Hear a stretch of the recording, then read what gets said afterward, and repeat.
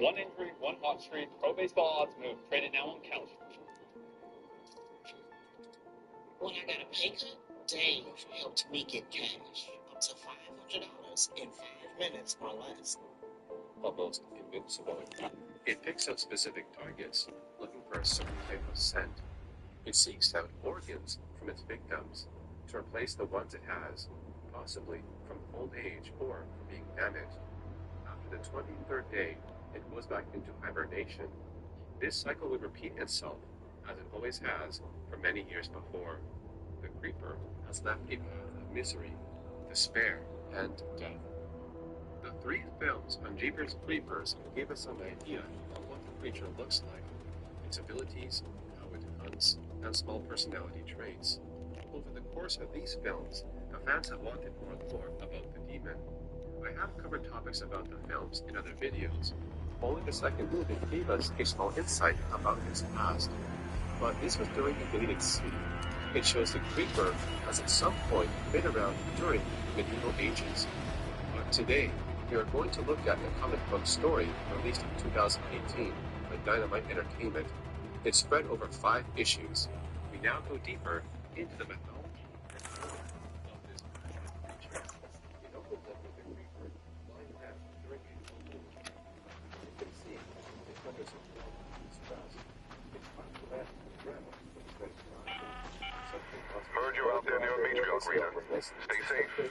Watch out for its kids, and make sure you brought the biggest guns you can carry if you decide to get in its way. He's here as opposed to studying the mythology of the so-called dragon. The creeper is seen again in his vehicle, driving down a dark road, but he soon stops. A man calls out for help by saying, "Hey, I can use a hand here," and the creeper replies with, "So, there was a deleted scene in the first movie that showed the creeper talking English. The script also had portions where the creature spoke, but it was all removed because the director felt it was not the right time for this reveal. Devon will then reach the lost Aztec city of Teotihuacan, which means the birthplace of the gods. He's part of a blue tour that decides to explore things of his own. He works for the temple, but is certain he's discovered by a young boy in the same area. And this is when mythology of the creeper gets explored. During the ancient times of the Aztec people, young men were kept in entire stables, ready to be used in rituals. Some of them consider it a crime. As the ritual practice, something of their god began. They would rent out the still beating heart of the victim, and with the smell of blood became. The dragon god stood there and accepted their honor. He ate the heart. This was a way of keeping angry gods happy. The boy victim gets scared of the story and goes on. Devon follows him only to get trapped by local authorities. He is later set free, but upon leaving the building, he is approached by a local woman. He offers him a box and leave. As Devon opens the box, we see an item that is very familiar. As he touches it, the creature becomes aware. This could mean there's a connection that it creates. Devon would later meet a man at the Cherokee Indian Reservation who offers to help him with his research. In Native American legend, they also have a creature from the pages of their history. Devon is searching on how a single god is crossing multiple cultures, being part of their myths, legends, and tales. And here is no man with Kano, a horned serpent. The man offered Devon a drink to help him see things clearly. He says this: "If you seek knowledge, you must first make the journey." Because Kano had lived amongst them, this man first walked upright, maybe, or even, he was the most feared and respected of all the dark creatures. People knew he was unvoluntarily moving powers from his inhuman wrath. He was made of the blood and meat of the living. When Devon went deeper into his vision, he makes a connection with the creeper and becomes aware. The creeper then says this: "Devon, knowledge you seek, and I will provide you." Devon wakes up and notices that on his hand is real. The old man did that to him as part of the visions he would see. He then makes a connection with the creeper once again, appearing before it as possibly a psychic image. He then fades away as the creeper approaches. He continues his journey, seeking answers of this mythical god, this winged creature of ancient cultures. He drives off and arrives in historic Roanoke. Devin seems to be suffering from mental images of the creeper. Even when he's driving, he's forced off the road when he gets more mental images. During this trauma that Devin is going through, even the creeper perceives this as well. Because of this, it is unable to sleep, so it sets out to find Devin. The hunt has begun. Devin would later sleep at a local bed and breakfast. He speaks to the owner in the morning, and they discuss local legends. After getting no answers from her, he heads off to the Historical Society. When he's there, he sees people cosplaying, but decides not to participate. Instead, he cuts his head with a bladed weapon to see what happens. His vision starts to blur, and he sees a moment in the past. The creature attacks the local people, ripping off their heads, cutting up bodies, and crushing their heads. This is pure mutilation. He stands his ground against the creeper, pointing a bladed weapon at him and saying, "Stay back, I'm not afraid to use this." The creeper grabs the front of while saying, "Neither am I," and proceeds to carve something with Devin's arm. He wakes up from the vision, the people surrounding him, worried about what happened to him. Devin feels a pain on his arm. He looks at it and sees the name, Centralia, into his skin. As Devin explores a coal mine, the timeline of the story shifts to 1962. Coal miners are going through a passage of unexplored tunnels. Some say that the areas are haunted, or it might contain some ancient crypt. As they smash through a thin wall, they uncover a vast area and the body of Dylan Chapman. Check your socials because there's big news in the sports world. No, it's not a blockbuster trade or a big-name free agent signing. The DraftKings Sports app is now available nationwide. So if you're anywhere from Florida to Texas to California, you can get in the game at the speed of sports. And also many other bodies. Things turn for the worse when the creeper shows up and eliminates one of them. As the other man tries to run, flames engulf this area. He's caught by a light bulb from a helmet. As fire fills the room, an explosion occurs. As the fire burns out of control from the mines, the people up top are starting to feel the ground vibrations. The fires in the coal mine will burn for a long time. The city of Centralia is doomed. Upon leaving the coal mine, Devin tries to leave with his car. Moments later, the roof of his car is ripped open, and he's taken away by the creeper. Devin would awaken by himself being upside down. The creeper approaches him and marks his body with blood. In another situation, the creeper hits into Devin, which makes this creature immediately appear. The creeper also runs other mountains.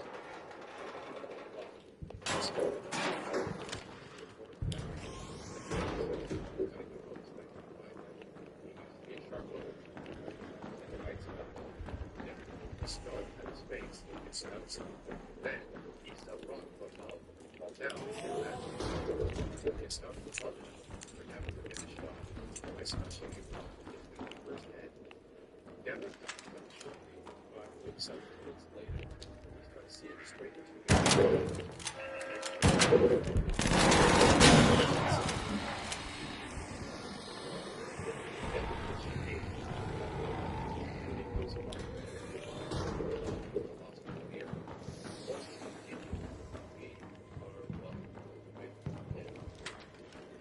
shows Devin on a table with a cold eyes in his hand. The story ends. Of course, it's saved.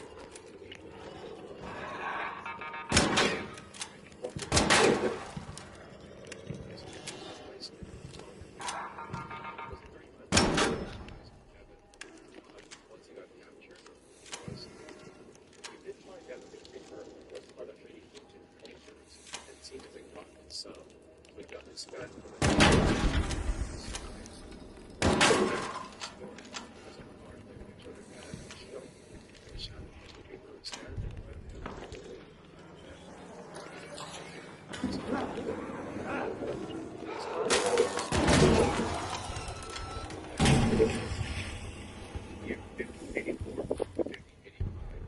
different groups It's like I think every day things local people there in 87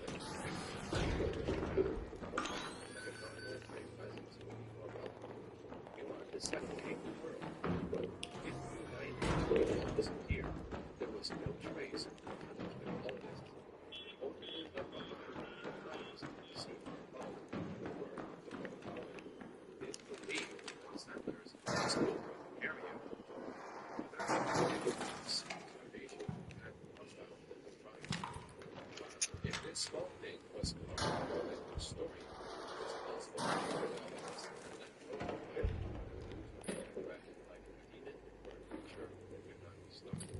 when I saw this picture, I felt like it was based on history. He's looking like a bunch.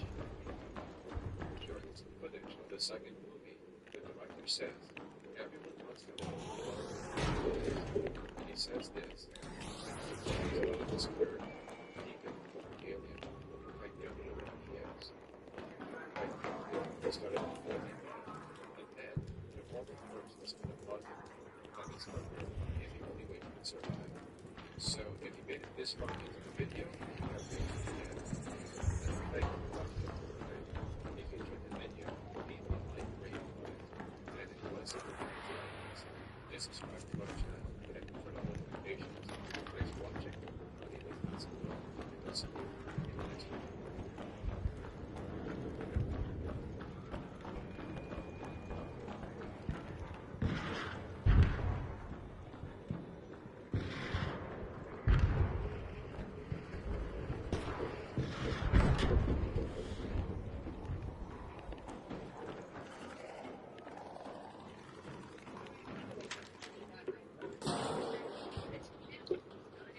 It's a strategic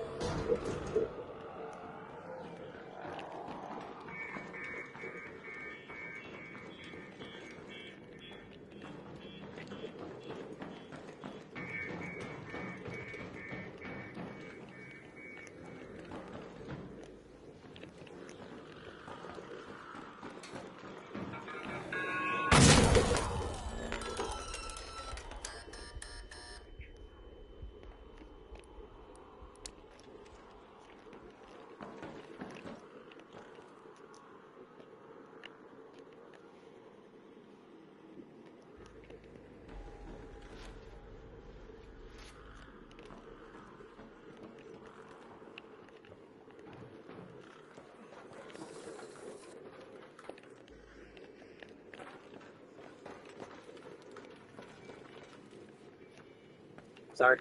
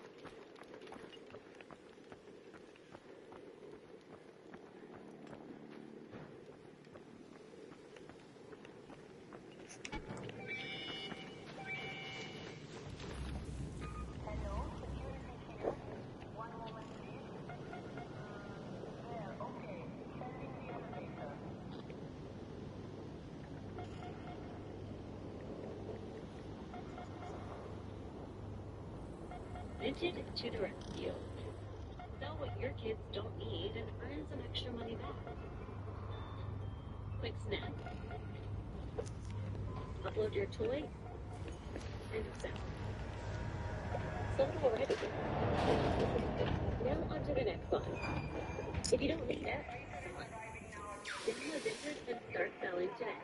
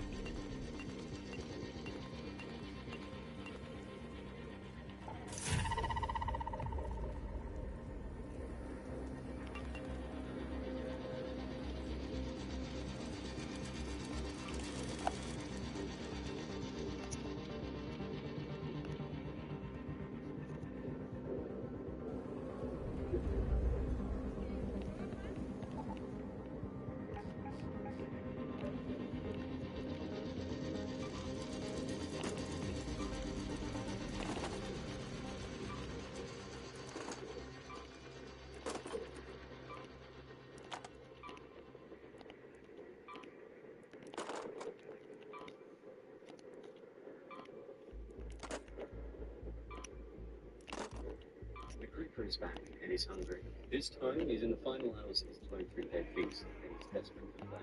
The cast is bigger, and the creeper's mystery of time and deaths have escalated. Hey guys, what's happening? DF here with Film and Comics Explained, and as requested, today we're exploring Jeepers Creepers 2. Look, you can't stop it! It'll be back. 23 years from now. 23 years from then. As we covered 2 weeks back, every 23 springs, he rises and feasts on human flesh for 23 days. He also carefully selects his victims, and will not stop until he gets what he wants. Jeepers Creepers 2 essentially takes place on the final day of his feeding cycle, and the creeper has a few new tricks up his sleeve. In the first film, we see the creeper wielding a battle axe, but in the sequel, he uses throwing stuffers and knives too. In true sadistic fashion, most of his weaponry is made out of bones and skin of his previous victims. In fact, the second throwing star he aims at Boss is actually made of Gary Jenner's belly button, evidenced by the rose tattoo. Speaking of Gary, you may have noticed that his eyes are brown instead of grayish blue in this movie. That's because he's wearing Gary's eyes, which he stole at the end of Jeepers Creepers. The sequel also shows a clearer look at the creeper's regenerative abilities. Though we knew that he could recover from just about any attack. This is the first time we've actually seen him reconstruct his body. When he decapitates an unfair on the bus, we actually see him eat, digest, and then transform the human head back into his own. This is also the first movie to reveal exactly what happens when the creeper goes into hibernation. The demon appears to grow slower and weaker when he reaches the end of the 23rd night, nearly succumbing to the wounds inflicted on him during this time, before remaining stationary, posed like a statue.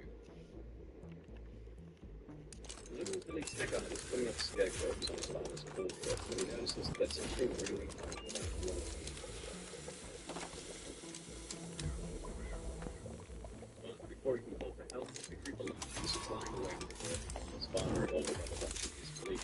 His father, Jack, isn't supposed to be back to let the creeper get away with murdering his son.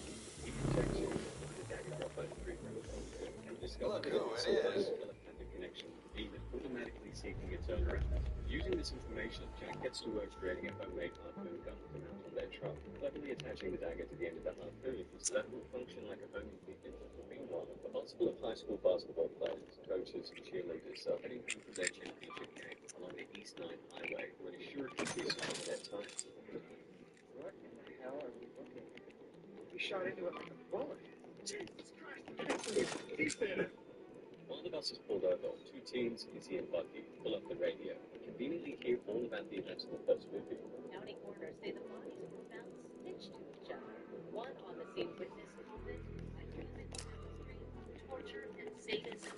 Unable to reach anyone on the radio or on their cell phones, they decide to keep rolling along at a slow pace with their pierced time and hope for the best. But as nightfall approaches, one of the cheerleaders, Minxie, falls asleep and has a prophetic dream with both Billy and Gary frantically trying to warn her about the creeper. She wakes up to another burst tire and is unsure what to make of it all. Everyone on the bus is getting thoroughly freaked out now, and the adults attempt to fire off flares for help, when suddenly the creeper appears and plugs the coach off the ground.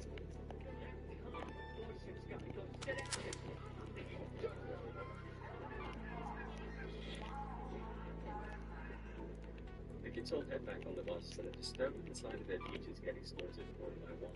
No one affected, the creeper starts toying with his food.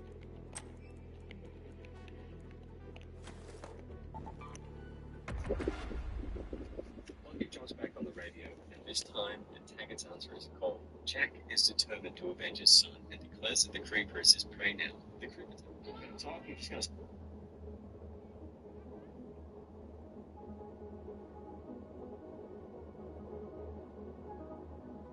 Dante, Jake, and Scotty down, utilizing his arsenal of weapons before Jack arrives and successfully distracts him with his homemade harpoon.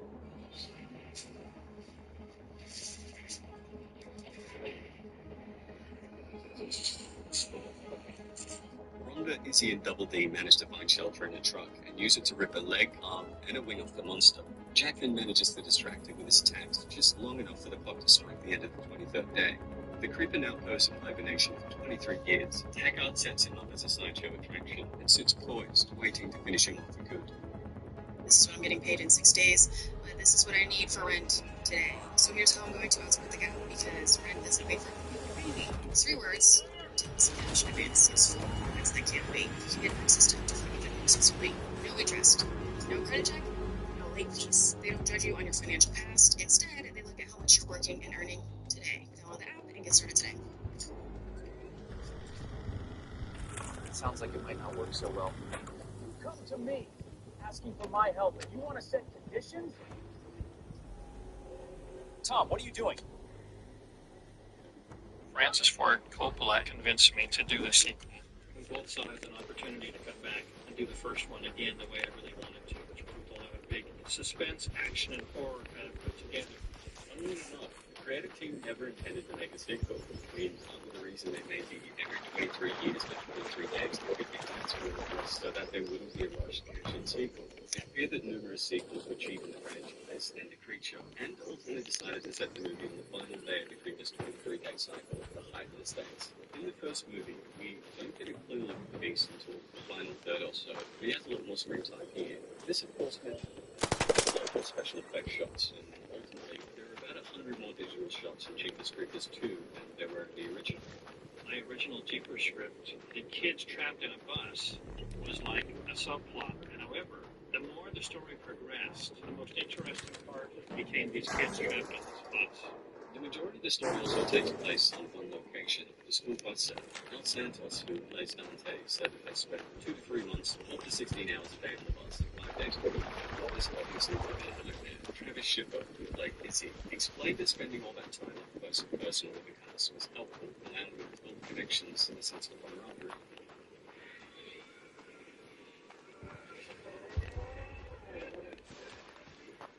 Jonathan Brooke is amazing, once again, as the creeper, but for me it's Ray Wise who plays Jack Taggart. It steals the show. You'll likely recognize him as Leland Palmer from the Twin Peaks series, where he also played a Greek father. Like Ahab going after his wife well, Taggart's entire being is consumed with the need of the creeper. According to Wise, just like Star Trek First Contact, there were actually scenes where Jack was going to recite part of Captain Ahab's speech, but apparently these sections were cut as the references went over audiences' heads at test screenings.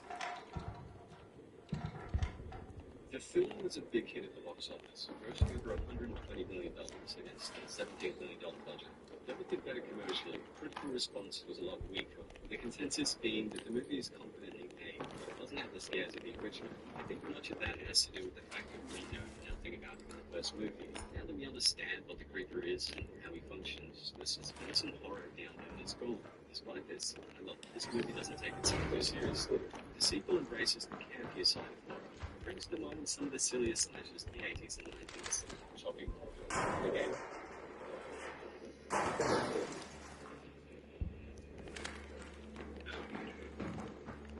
If you're looking for genuine scares, you might be disappointed. But if you're satisfied with B-movie levels of the goofy and the range, check out Jeepers Creepers 2. But with that said, I'd love to hear what you guys thought about this movie, so please share that in the comments below. Don't forget to hit like and subscribe if you enjoyed the video. Join our regular streams on Twitch, and yeah, if you have any other suggestions, feel free to leave them in the comments below. As always, it's been a pleasure. Man, I need to take a big shit.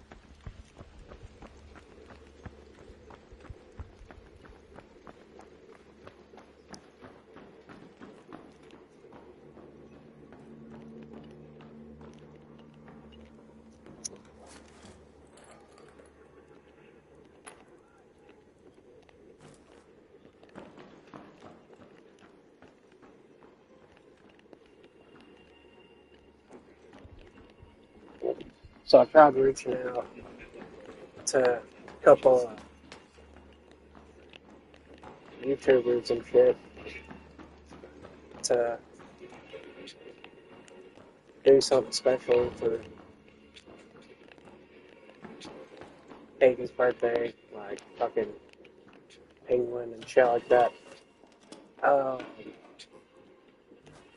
of pissed me off because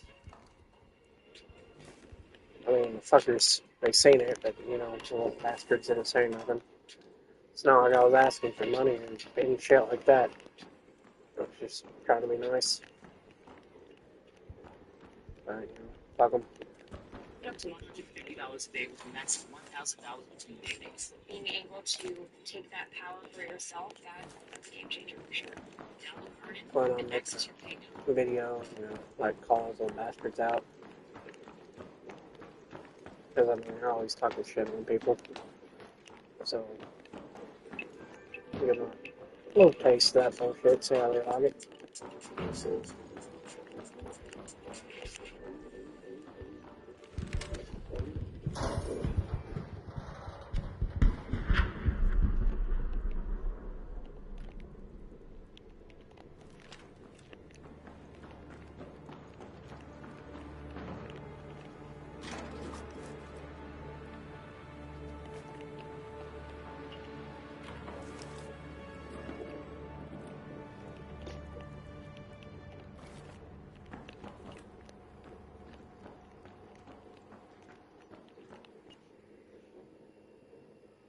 Okay, Nightmare 2, Freddy's Revenge. I never thought I'd say this, but, how do I put this?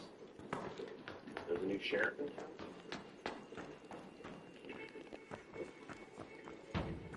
When somebody reaches out and you tell them to follow you and bullshit like that, and they'll talk to you or whatever, and then it turns out that, you know, they're just gonna totally fucking ignore you. fuck you too, you know what I mean?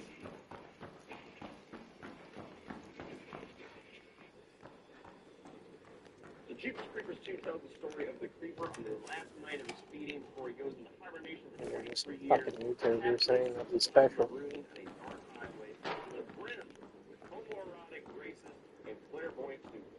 Alright guys, back on the Jeepers Creepers train. I already got my review for the first one, the one that I love. If you want to check that one out, I'll go ahead and preface this review by going ahead and giving you some PSA. Yes, I am aware of crimes and the controversy surrounding the director and the But that's whatever. Please do not blood in the comment section talking about that. Right, fingers. We shouldn't even talk about the proposal. Talking about the movie. The movie review channel. I'm reviewing the movie. Talking about the director. This is not a political or a moral stance channel. Just talking about Jeepers Creepers 2 because this is a horror channel, a horror movie. You can connect the dots. Yeah, okay, we're speaking good. The Jeepers Creepers 2 came out 2 years after the original in the year 2003. It was a very popular movie at the time because everybody loved the first one. It was a big surprise for horror fans. Walking into Jeepers Creepers 2, they had a lot of baggage they were able to kind of dismiss when they made this movie. They didn't really have the baggage of trying to hide what the creeper was, who the creeper was, trying to make it a mystery of it's a human, it's a monster. This one, they can go full-on monster. An arc orbiter is en route. The safe window is closing. 10 minutes to get out of there. I repeat, 10 minutes. They have a lot of things they could go forward to make this a really interesting sequel to build on that first movie. So getting right into it, actually going along with what I was talking about, one of the main positives of Jeepers Creepers 2 is the fact that we get to see a lot more of the creeper. We get to see a lot more of what makes this creature tick. We get to see a lot more practical effects work and seeing how like body parts are generated into the silver head grows out of the decapitated little trunk right here. You can see the wings a lot more. You can see how he flies around and how he flies a little bit more as a monster versus the mystery aspect of the first movie. So that gives it a nice breath of fresh air, a nice little change of pace and a change of tone to the sequel. It's not just a retread of what we saw in the first movie.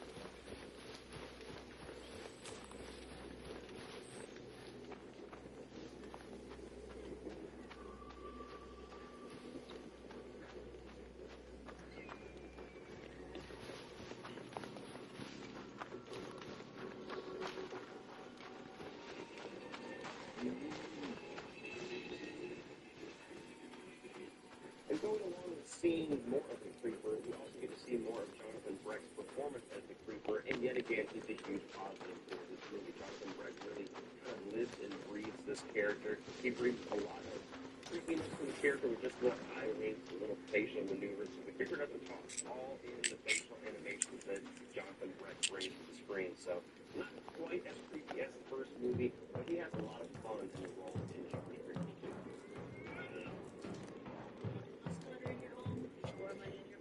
With millions of users and buyers, it's easy to start selling and earning. Start selling on Vinted today.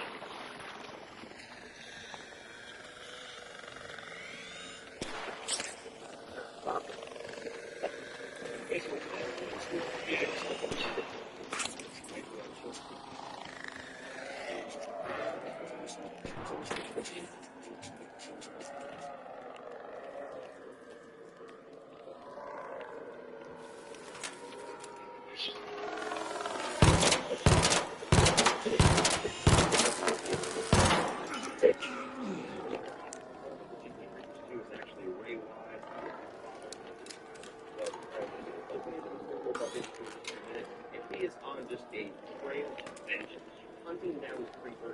He is going to be the creeper. The creeper is going to fuck him up. Somebody is going to die tonight, and he brings that through in his performance. He's got a lot of intensity. Most of the really good acting as far as human characters comes from him, and unfortunately, solely Mark will talk about that. Ray-wise, his character is a really cool introduction to the second movie because not following the main characters of the first movie, he's kind of your protagonist. He's the one you want to see from Brian.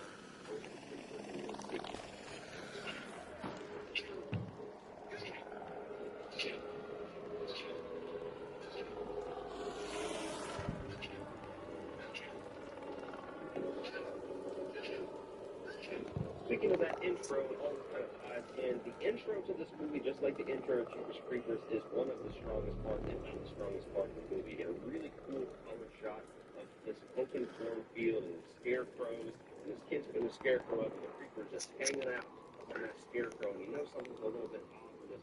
The way that entire opening scene is shot, paced, is perfect. It really just gets this movie going with fun. It really opens it with kind of letting you know that the Creeper is not taking any control this time around. We're going to see the Creeper unleashed, and it's just a great way to open this sequel.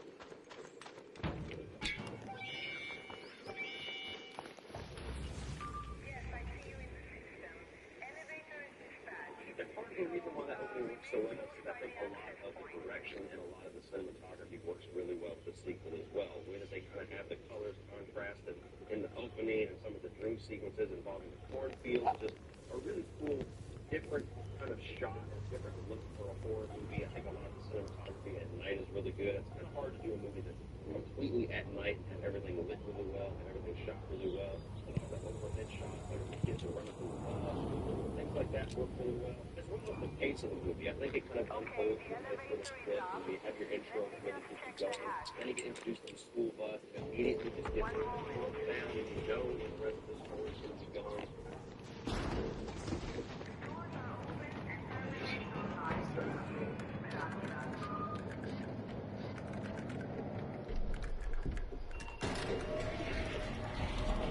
And then it kind of flips the videos and Raiders are concrete.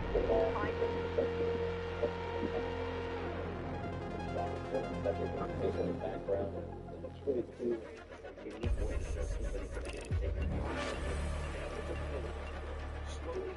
Well, yeah. Oh, hate the dude.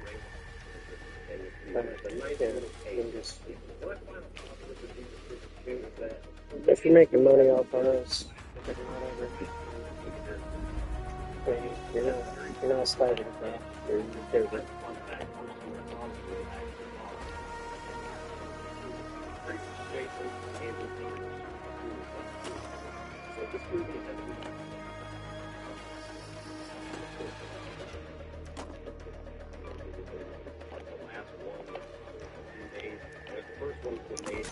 Years at the time of 2003, so that kind of tone, it always makes me think of the drive-in theater to watch this. So that's like a positive for everybody, but me personally, I don't think the drive-in was smile to watch this movie. Now moving on to the negatives, there's quite a bit.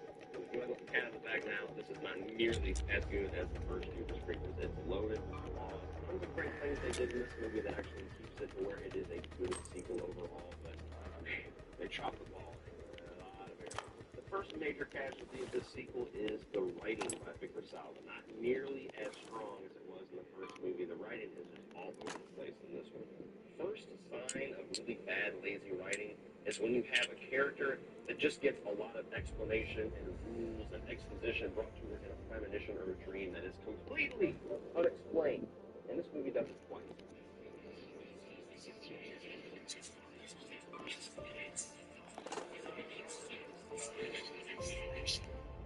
23rd spring for 23 days it gets to eat.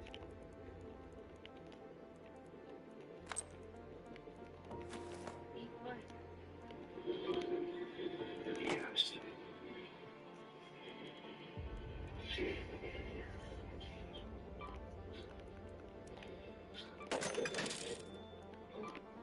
Oh my god. Guys, I just had a premonition. The rest of this franchise is not very fucking good.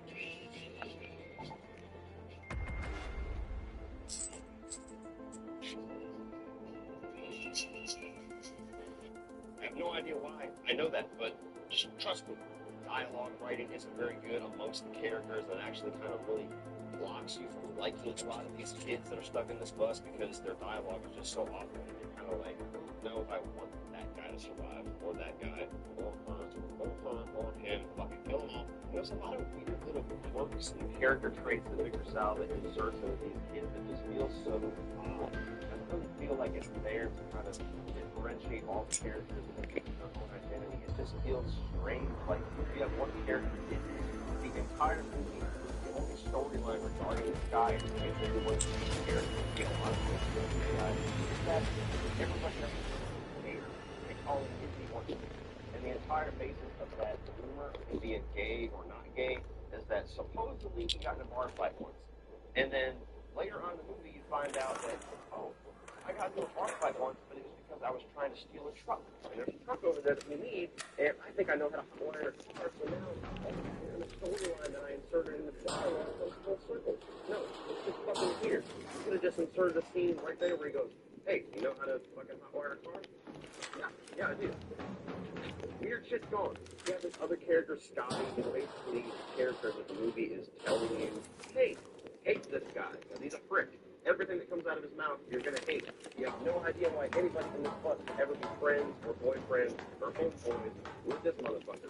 Everything that comes out of his mouth is ridiculous. That's that character, and that's not good writing. That's the movie forcing you to hate somebody instead of just organically making you hate them. He's kind of racist and kind of homophobic, and he's basically everything you want to dislike about a character in a horror movie.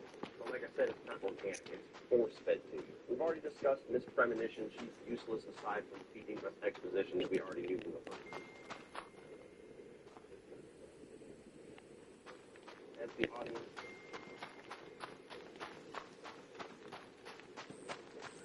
wishy-washy. The way that the creeper is on its last night of seating, which is supposed to raise the stakes, like he is going at everybody that he wants with everything that he has because his clock is ticking, and he only has a few hours to consume all these motherfuckers before he goes back into hibernation state, and he wakes up 23 years later hungry as shit.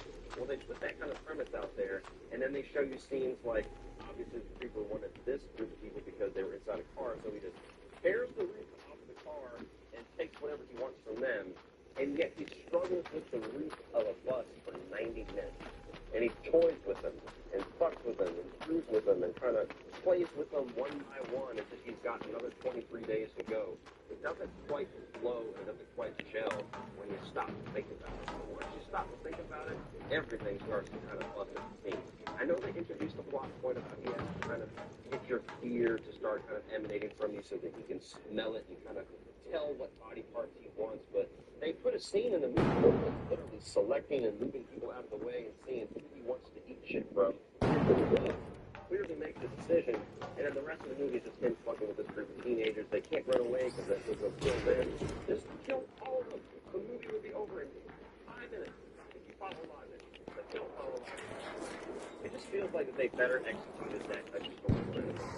It really doesn't feel like Trish and Terry get away from the creeper multiple times because of criminal family, because of things that they do to kind of beat him down and wear him down, and they escape here, and it flows. And it doesn't really forward writing like this is it's this fucking slave to kill these kids. I know it's for the sake of being entertaining 90 minutes, but you have to kind of finagle the writing to make that make sense. Jeepers Creepers 2 doesn't quite do that. It just says, accept it for what it is. This is a schlocky run. Another big flaw with this movie is they really kind of ramp up the use of CGI in this one. I think there was only a few CGI shots in the first film. There's like 200 of them in this one, and most of them are not very good. Prepare for even worse in the next movie, but this one is due for 2003. It's not very good. Whenever you see the thing flying in the sky behind them, it just looks very fake. I don't know. It almost looks like it's intentionally fake. Kind of like how Quentin Tarantino does with the driving scenes. It makes it look bad for the sake of nostalgia. But it's unclear. It's in that weird gray area. You don't know if it's a bad nostalgia or if it's just bad. The other issue that I had as a fan, which kind of goes along with writing, but also kind of in its own little category, is that I was a little bit disappointed that we didn't get to know more about the creeper in this movie. There was that sense regarding the origin and why he does what he does, why he picks the way he picks, why he has to eat people, why he has to have a 3-day window, what causes the 23-day window. So many questions were raised by that first movie that lends itself to be answered in a great sequel. And it feels like this one just kind of intentionally puts all that shit aside for another movie. Unfortunately, I already know the answer to the question. We don't get those answers in another movie. But for Jeepers Creepers 2, it just feels like a big missed opportunity. They could have shaved down some of the Screwball shit, and they could have really explored the origins of the creeper through the Ray Wise character. And this could have been a phenomenal sequel that really explored the creeper while being cool throwback drive-in film all together. I think they could have been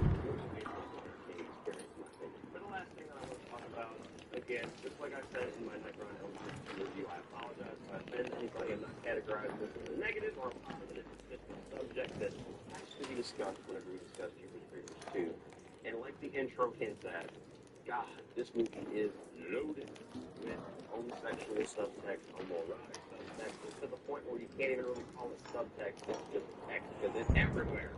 I don't know, guys. But Nightmare on Elm Street 2, Freddy's Revenge, is famous for that stuff. It's what makes that movie memorable. It's what has that movie's legacy. More entertaining.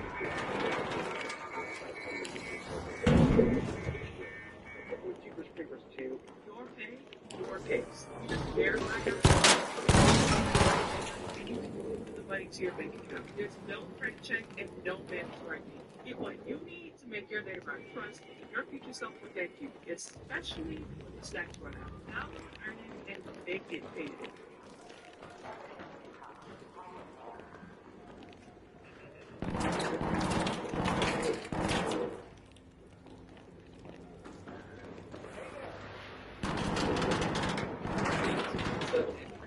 Should be $40. Send a payment request. Good. You're not about to be in my house and not eat your food. You got money on the wrong team, Alex? Here, can we talk real quick? What's up? It's hella embarrassing, but I'm having money. I started a new job in Relax, just maybe not pay. You're stressing? Get Granny Cash Advance. It's an easy way to get your paycheck early. How does that even You work? ever crap your pants at Walmart? Then you can request $500 in cash advance. What's the catch? Are there crazy late fees or something? Nope, no late fees at all. Plus, you can sign up without a credit check. I mean, there's one. Watch the game. Chill. Alex is getting Grant. I use it to get extra cash too. I just play games, earn I don't know points, and what's cash going out. on.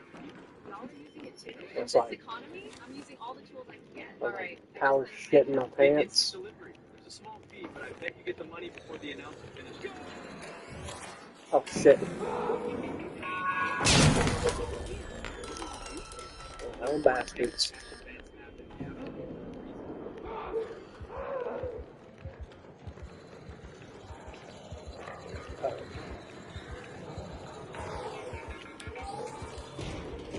It feels like it just doesn't really fit. It feels foreign. I was like power shit in pants one day.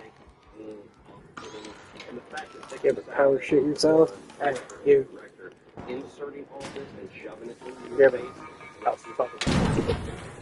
random unnecessary plot, makes it all worth being Hey. behind kind of really important. So that's something that has to be said about the movie, that it feels strange to me. It feels like it's such a left turn and such a knee jerk from the tones and from some of the things that they It's like thematically want in the first power movie. shit all over Here, your it just underwear. feels like it's just painted on for the sake of being shock value, and it's shocking for all of the wrong reasons. With all that being said, guys, One time, 2 is I was sitting in the toilet and the butthole started to fall out of my ass. not something that I would Fucking avoid disgusting. marathon. This is not a sequel that I would tell people to stay away from. It's just a gigantic step down from the first movie. If you see my review, you know how much I love the first movie. It's one of my favorite horror films of all time. I think it's damn near flawless. This one has flaws every left and right turn that you take. And it's unfortunate. Yeah, There was power so shit much in potential pants. in the sequel. A lot of it they nailed. A lot of it they go for and they realize the potential. A lot of it feels like they went on the cutting room floor and they took a lot of the resources that you would see there. So Jeepers Creepers 2 is a really interesting but necessary choice. So if you're a fan of the first film, I do recommend you check this one out. Run out and spend all the money on it. Just be patient, wait, check it out on Netflix. So what do you guys think of Jeepers Creepers 2? Are you a fan of the sequel? Do you like it more than the first one? Do you hate it? What are all of your thoughts on all the weird subtext and some of the decisions they made as far as not getting into the creeper? Power shit in your pants, like Some of the character voices fucking as far as awesome. premonition girl, racist guy, is he or isn't he? Put all of your thoughts down in the comment section below, guys, and we'll talk about it. Keep your eyes peeled for Jeepers Creepers 3 coming very soon. It's going to be a painful one to talk about. Please like and share this video. Hit the subscribe button if you're not already a subscriber. If you want to check out my social media links, check out the video description below. You got Facebook, you got Instagram, and you got Twitter. Right next to you, there's a link to my Patreon page. It's a great way to help build and to really support this channel while getting exclusive cool content for your eyes only. If you want to check out some of my videos, check out a few more. You can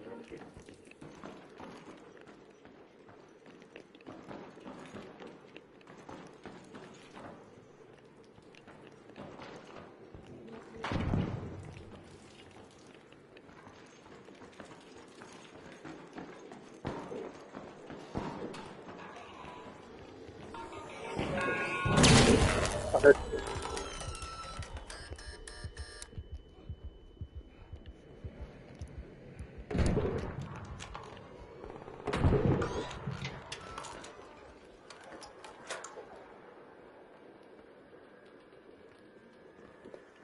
Take a photo at a price. And list in minutes. Turn clutter into cash without overthinking it. And with zero selling fees, you keep all the money for the things you actually want. Millions of users across the U.S. are already looking for what you're about to sell. Gosh, dang Start it, selling plants. today.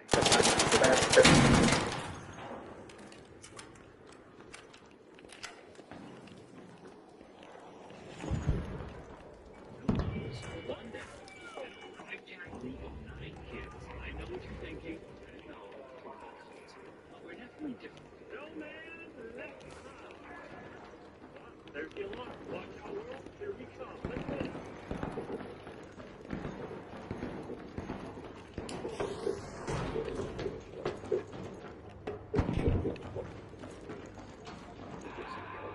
And completely at your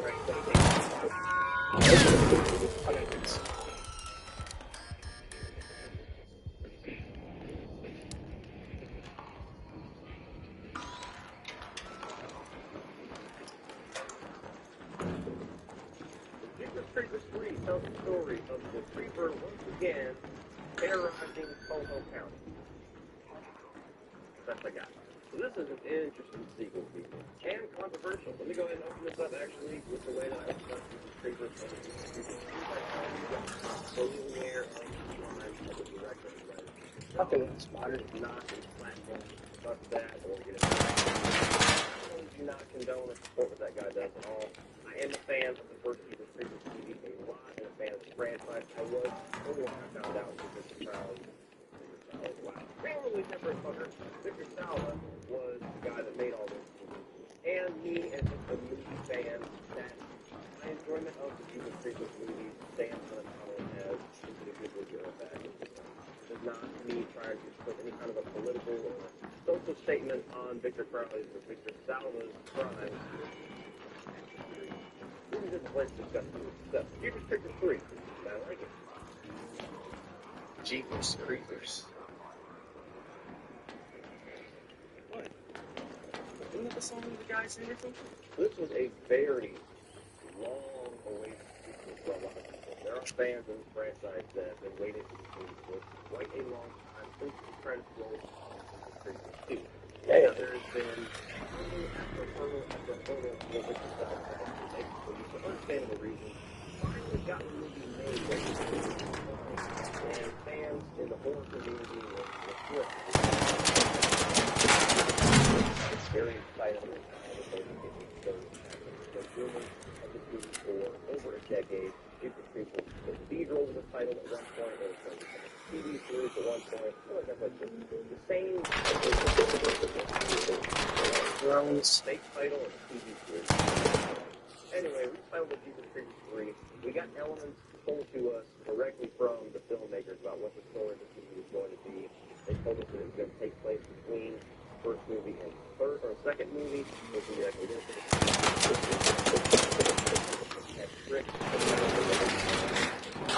with the old man or with the co-head.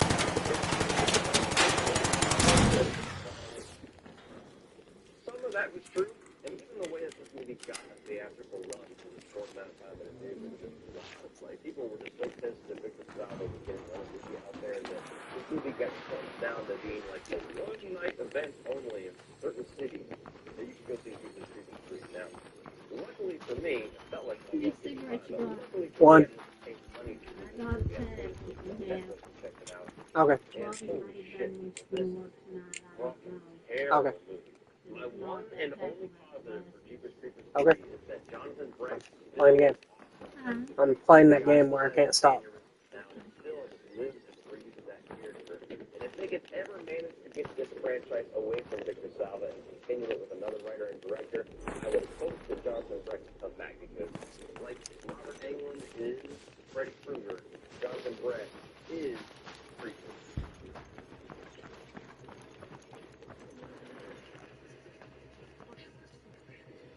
What this thing is the secret of how to kill it.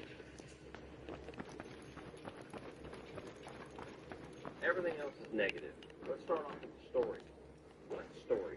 This movie's story is fucking incomprehensible. It starts off with this flashback of like 30 years ago. Well, I guess actually 23 years ago. Probably more. This was 23 years ago, where the creeper killed somebody, went up in the sky with him, and then a severed creeper hand falls on the ground. And the movie starts with the title sequence. Fast forward. Come to find out that the guy that was there to see it and picked up that hand, buried it, got killed at some point by the creeper, and the mother, seeing psychic visions of this kid somehow, more psychic unexplained shit from the second movie, she finds out that the creeper is coming back to that hand, because apparently any severed limbs of the creeper hold secrets to what the creeper is and its origins, and she's gonna kick open the door of all of his secrets and his lore and all that kind of stuff. That doesn't make any fucking sense. Many severed limbs from the first movie that you exactly care about. And then you actually get into the plot of this movie. If you're behind that plot line, why does it take the creeper so fucking long to get to that line? Literally, days full of a half day on this little string for each day. So if it was that important, wouldn't he have blown his ass there to get to the first fucking day instead of waiting until the future of the away? Then you get all the random ass characters. I just really one of the some weird little romance there that should be, but not, and it. They're not entertaining at all. If she ever decides to love him or keeps loving her or whatever the hell romance is trying to go for with them, they're just more characters to throw into this movie. And you get a bunch of other characters that are there just to be cannon fodder for the creeper truck. So let's talk about the creeper truck. One of the coolest elements of the first movie is they open the movie with a bang. That truck comes up, it's the floor, the way the truck lifts. The first movie, that truck is basically a side character to go on.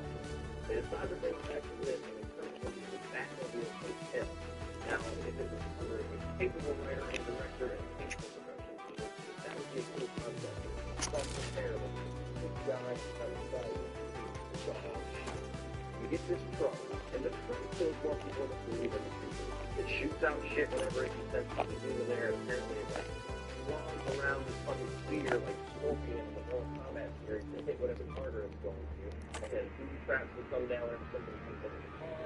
Whenever the creeper's driving it, he's going to chase them. He launches these little pods out that can blow up your car. Even if you have it magnetized or has psychic power or some shit comes back trying to blow you up. The truck sucks.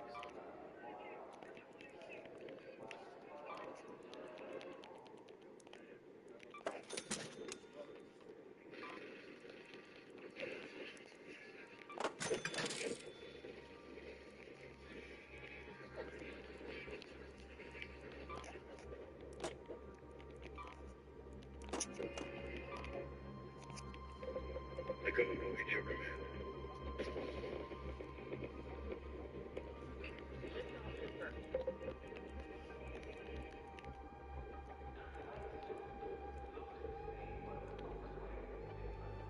What if I told you I could get you some money right now? I wouldn't believe you.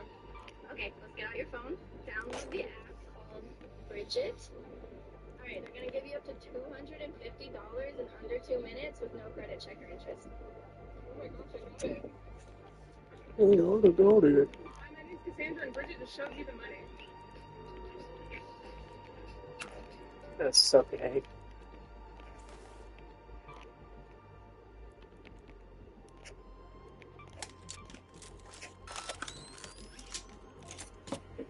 Another part of the story you get into, all the cops that were in the police station and the conclusion of Creeper. The movie opens up with them coming out. Back again, huh? You check out the Creeper truck. Can I get you anything else? Lollipops, though. Becomes kind of like those other characters that Gonna treat you well. The sheriff of Photo County comes down, and apparently knew about the Creeper all along. It's been kind of a vendetta to finally kill this thing for God knows how many years. But neglected to tell his entire fucking law enforcement community that, yeah, there's probably a scary motherfucker with wings that will eat you flying around every 23 years. So, feel like joining the police squad now? We need Taylor, sharp kids, dogs, anyone who put this thing out of line and hears the telephone and wants to do something about it. But here, I wouldn't get home. But you follow them for part of the movie. It's basically just them trying to build a relationship, like some kind of a history between them as friends and brothers, and it doesn't come through at all. They just feel like they're stuck together because they're cops. And it's just aggravating. You have this character that apparently knows all this information, but he doesn't share any of it with the characters or with the audience. You'll learn nothing new about the creature or the world of Jeepers Creepers in this fucking the entire somewhat focus of the plot being the origins and the secrets of the creeper. You don't learn a fucking one of them. You're 3 movies into this franchise. You have a character that's as badass as he is mysterious. You gotta give us something at this point. You don't have to tell us everything. You don't have to over-explain the creeper, but you gotta give us something to give us a reason to stick on with this story, aside from, hey, the creeper's back. And the other thing that really just genuinely pissed me off when I got to the end of this movie, after suffering through the dreck of the 80 minutes that this movie was, you get to the end, and they actually have the balls to try to act like the whole placement between Jeepers Creepers 1 and Jeepers Creepers 2 is something of a surprise twist. They show the kid even following the entire movie put on a little Letterman's jacket and get onto the bus that is in Jeepers Creepers 2. So, oh my God, surprise! He's actually one of us. Then where was he at? Because he wasn't in the fucking movie. And aside from that, you already told us the lead up to the movie for 4 years that it was going to take place between Chapter 1 and Chapter 2. So why the fuck are you trying to surprise us? You already told us that. The only people that even know about this movie are people who are heavy in the horror online community. The only people that even saw this motherfucker are those people in the heavy horror online community. So who are you trying to surprise? You already blew it. And aside from all that, why set it between part 1 and part 2? Everybody wants to see Trish come back. You want to see the conclusion of that story. You want to see a revenge tale. You want to see Trish taking on the creature. And guess what? Apparently he intends to get there because they teased that for a 4th movie that we're never going to fucking get. But this movie is just a gigantic dig. It's a huge commercial for what's to come. When all the controversy surrounding this movie and the writer and director tells anybody with half a brain that what's to come is the cancellation of a fucking franchise. And I believe it's going to be done. I don't think that anybody's going to pick this up and do a 4th movie without Victor Salva. I think he must have extreme hold over those rights, because if they could have gotten this movie away from Victor Salva and put the motherfucker out 5, 6, 7 years ago when it should have came out, they would have. So I doubt we're ever going to get to see that story. So all this movie is a dick tease for something that is never going to happen. If that sounds entertaining to you, by all means, click the play button on Netflix.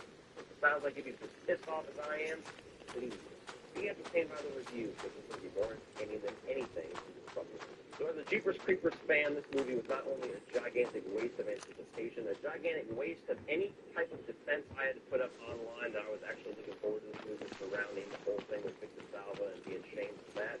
And this movie was just a gigantic waste of my fucking time. So I will spare all of you. Do yourself a favor and just pretend this bitch never existed when you watch the first movie. Jeepers Creepers 3, fuck this movie. So put your thoughts on Jeepers Creepers 3 down below, guys. Please like and share this video. Hit that subscribe button if you're not already a subscriber. If you want to check out my social media links, you can check those out down below in the video description below. Facebook, Instagram, Twitter, and my Patreon page. Great way to give back to this channel. Help it grow and get some awesome exclusive content for your eyes only. If you decide to become a patron, greatly appreciated if you do. And also a Spreadshirt store link down in the video description below. Got 4 designs out right now for t-shirts, water bottles, coats, hoodies, all that good stuff. There will be more in the future. Check that out, guys. I appreciate it. And if you want to check out some more of my videos, including the rest of this Jeepers Creepers franchise review series, you can check those out. I put them right over here.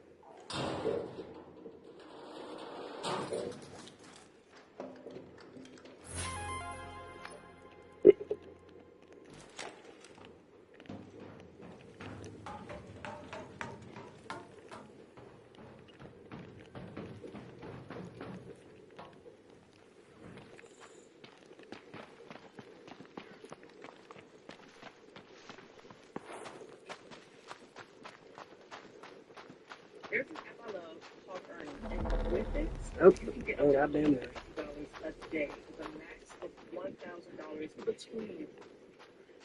Hello, my web. Yeah, personality is the best at it. And it's been a long time coming, hasn't it? Episodes 8 and 9 of the first season of this here movie review show were for Jeepers Creepers and Jeepers Creepers 2, respectively. The second review ended on the Joe being planned after 2. There was no 3, but the word around the web being that it was in fact coming soon. Which turned out to be not quite as accurate as I would have liked.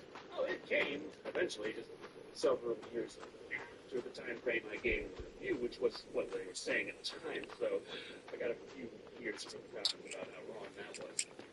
We finally got Jeepers Creepers 3 in 2017, and it's not exactly the continuation I was expecting.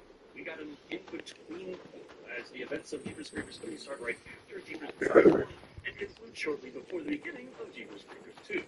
The Creeper is hunting people down for spare parts to eat, but a small band of Creeper hunters think they just might be able to stop it once and for all, which I obviously failed to do. Really hard to get excited back in the plot when we already know the outcome. But anyway, let's take a look at Jeepers Creepers 3 and see if they at least bring some surprise to us. Now, perhaps all over the place will be more apt, as the story actually opens 23 years before the events of the original movie. A man with a machete is running for his life. Oh, wait. Don't worry. He thinks running out in the middle of the road, waving his Voorhees toy around and screaming, it's scary and people will stop the hell.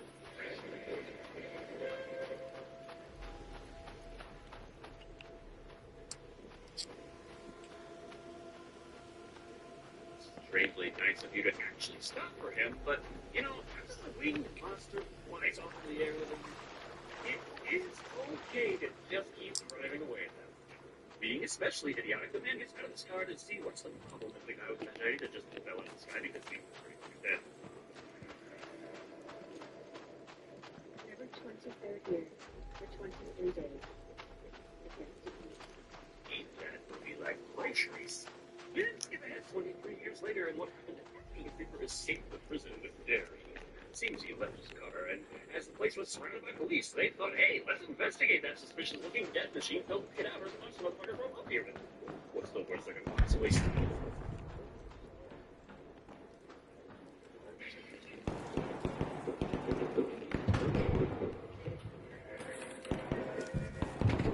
You're in for a bad time. The thing just spikes hitting in the roof and the bumper, far longer than it should be physically possible to feel. Sergeant Davis Tubbs, played by Brandon Smith, has a plan.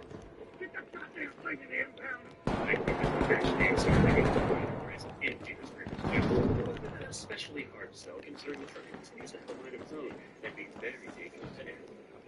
This calls for the cavalry to arrive. Sheriff Danny Tashtego, played by Stan Shaw. Here's what happens when you want Creighton Duke in your movie, but realize Stephen Williams spent 3 years older than your idea. Either way, Davis tells him they've lost some officers and inmates already. Look at him.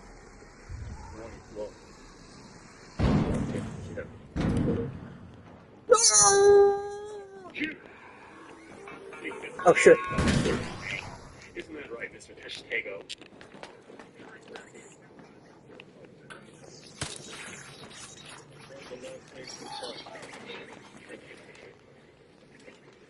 The card's like boring, talky shit. Let's get any shit. I've pretty much been given a Batmobile overhaul. All the spearmen and snag was the sheriff's hand, though, so they're fine. Up until they go flip to the person's damage, that is. And the creeper's card just out of frame. It is totally able to use. And they had to contact the tow truck on the radio. Danny said, oh, they have to stop them. There's so few questions to me. You tell me how the hell you know the radio. But here, I wouldn't get home. It's hard as you can. Let's go. That thing go with this. But this one was getting me, damn pound of turn. Hey, just a damn quick round there. Either that or along with your sense of smell and power of flight, the creeper is equipped with a sixth sense to know when someone's trying to jag its chicks.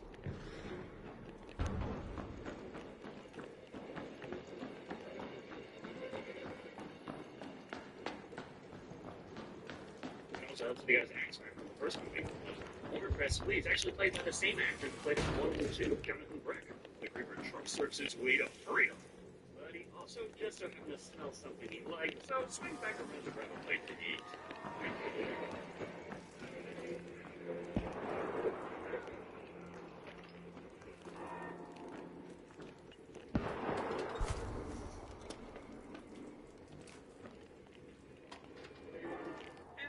personality. Nobody was the first movie, but not the straight up Freddy Krueger wannabe we got in Jeepers Creepers 2. And the people are just as dumb, not even trying to shoot the beast as it flies off the thing. Yeah, that wouldn't work, but it's better than just watching your friends get eaten and doing nothing about it, like you're giving an emotional speech in a like, running after the truck, driving away with them. Right, okay. Yeah, sure. Run after the motorcycle. It's probably late today. Robert, we're looking for something. Hello?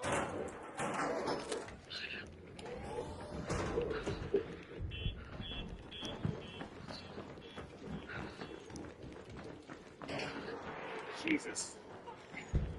The asylums are going to try and rip off Alfred Hitchcock. This is the way the Ravens are going, and somehow it means it's where the Clipper goes to, because being predicted makes it extra scary. By the way, Galen Brandon, I think what's their Spicer's son Kenny, played by Jordan Sal. You know, the guy from the opening driving the car.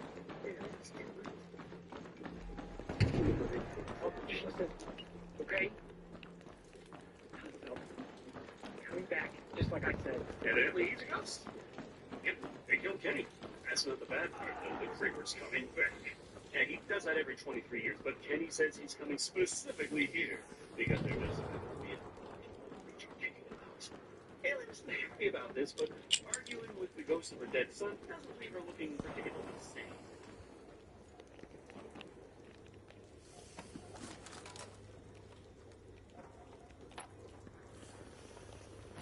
That is great. As you see, Galen will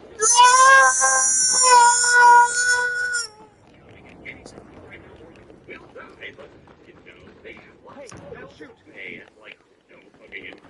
And Addison keeps spending all they do out to feed that damn horse. Galen thinks maybe just all the damn thing. I only told you I'm not selling rockets.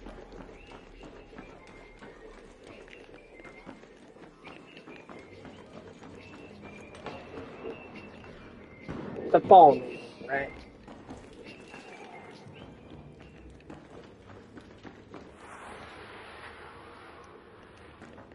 Just snap a photo and list the minutes. Easy, right? Once it sells, the buyer covers shipping, so there's no cost for you. And with zero selling fees, you keep everything you earn. With millions of users and low cost for your buyers, it's easy to start selling and earning. Less clutter, more fun. Download Vinted and list your first item today.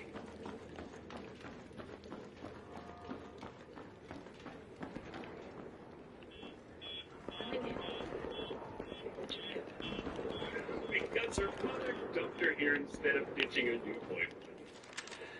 There's monsters, right? At least the sheriff's getting ready to go to war with the Reaper. No, he's got the affirmative deal on his side. Davis might want to stop it, but you know, unspeakably awful in this criminal is kind of scary, and he's getting cold feet about the whole hunted down and sent it back to hell for him. Not to worry, the cavalry has a run with a motherfucking gambling gun. Stand up, shoot 20 million around. 6,000 rounds a minute. Good probably. They can handle kids full of 50 BMG, not 20 mil. The city throws up the wall of fire. A wall of fire that nothing from this world or the next can get through. So nothing. Great. I'm sure your firewall will come in very handy during the climax when it jams on the first fucking burgers.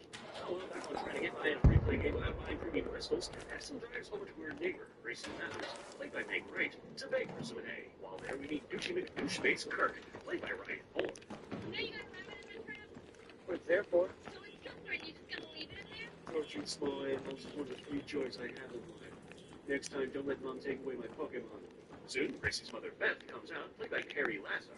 They echo the sentiments that Kirk should let the rabbit go, but he's too much of an insufferable asshole to care. Just let it go and stop tapping them, okay? Checkmate.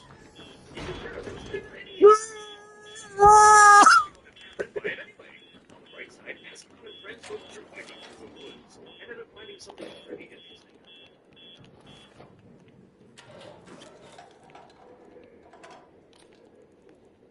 Horrible, painful death. At least I'm looking forward to it. Feeding you? Be eating you in no fucking way. Right. No way. Story's bullshit. You already heard about the kid who got straight fucking murdered by a monster in his monster truck yesterday, and you already don't believe it? At least one idiot every Halloween makes a nice detective. Oh, no, it's just, evidently it's a very old story that's been woven into the culture of this region. And just yesterday, during the events of Jeepers Creepers 1, Everyone fucking forgot except for Washington. No matter the case, they figured it's not good reason for the whole kid was a giant you and dead.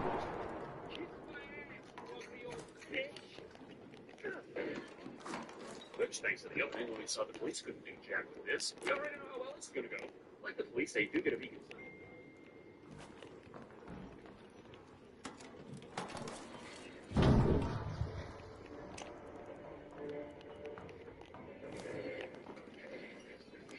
Okay, now all we need is a little spear launcher, and we'll see everything we already did in the opening anyway.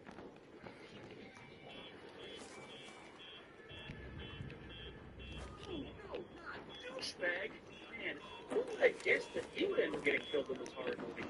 The terrors just keep coming as after he is hooked, we jump over to Addison and are trying to get some hay from Buddy Hooks, played by Chester Rushing. One slave. They're not on the load list. It's like rolling up the drive-thru window without bothering the sound of the menu. So she still has no hay to feed before, so instead, judge her all around.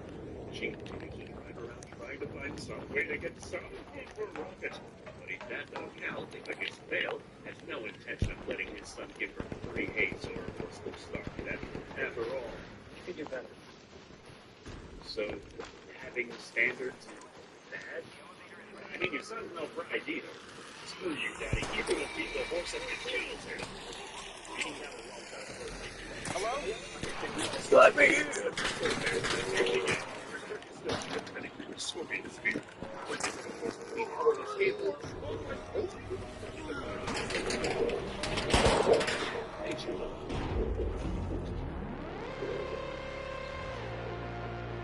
Gotta love a villain. Not only kills assholes, but humiliates them to boot.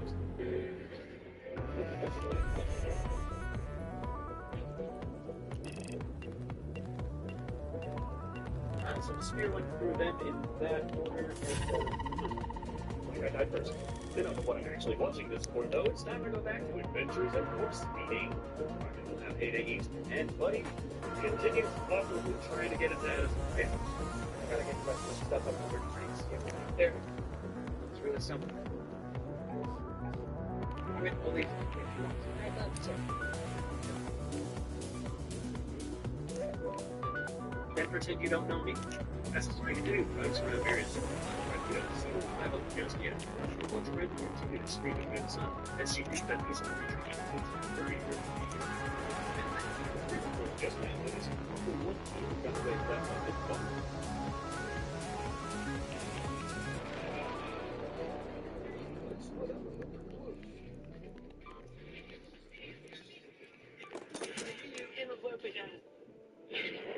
Well, you know what they say, Cooper. It's better to be pissed off than pissed on.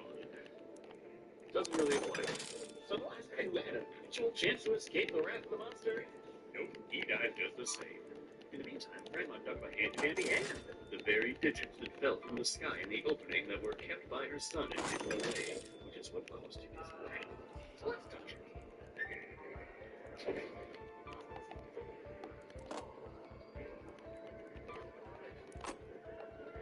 Top, holding action.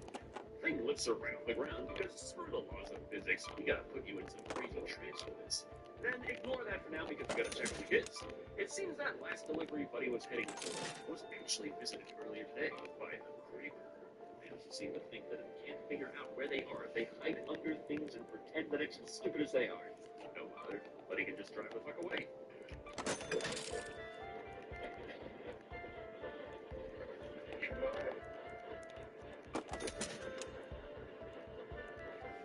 Should have known. Okay, so he can't just drive away. Jesus, I've seen so many horror movies. If I ever actually have car trouble, I'm gonna have an anxiety attack. Somebody calls the guy on the car and trying to figure out what it is they're hiding from me.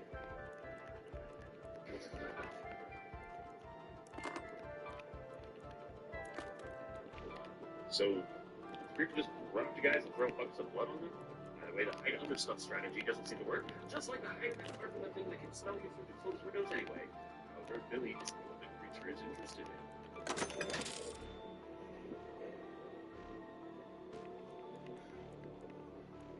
Which actually did get a chuckle out of me. At least it's not as bad as the get in line to have the Creeper judge you all one by one, Jeepers Creepers 2. Which all the Creeper has to to get past him to get what it was his buddy. Obviously, Addison is captured and carried off without much resistance at all. That way, we can teleport back to the police or meeting up with their grandmother. Seems Jason survived the trigger 23 years ago, and thus was on Danny's radar for those he encountered to try to stop it today. Of course, he just came back from that supernatural vendor of crazy-ass psychic vision and gave her when she touched it. It was so strong it never worked for me. It's cool. She's got it trapped under a small plate now.